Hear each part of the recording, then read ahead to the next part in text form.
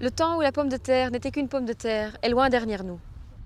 Aujourd'hui, on a des noms branchés comme Nicolas, Charlotte, Exempla. Et à mes côtés, aujourd'hui, j'ai Pierre Lebrun de la FIWAP.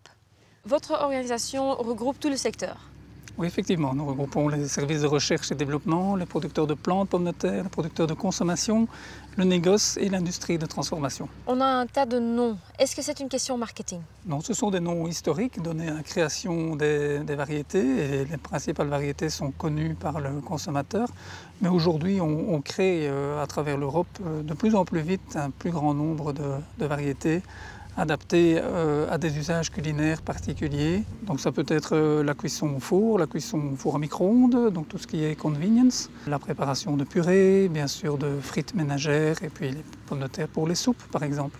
Et la restauration, elle profite aussi de toutes ces variétés?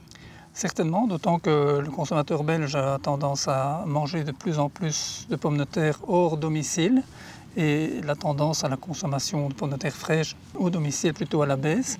Donc hors domicile, c'est au restaurant, dans les événements publics, les collectivités, etc.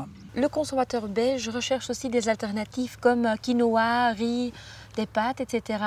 Oui, certainement. Il y a concurrence entre les féculents, mais la pomme de terre s'adapte et résiste à la concurrence par les facilités, notamment d'emballage, les emballages de plus petit volume, les barquettes et tous les modes de préparation particulièrement adaptés. Barquette pour le micro-ondes, par exemple, donc un emballage qui conserve également la qualité de la pomme de terre.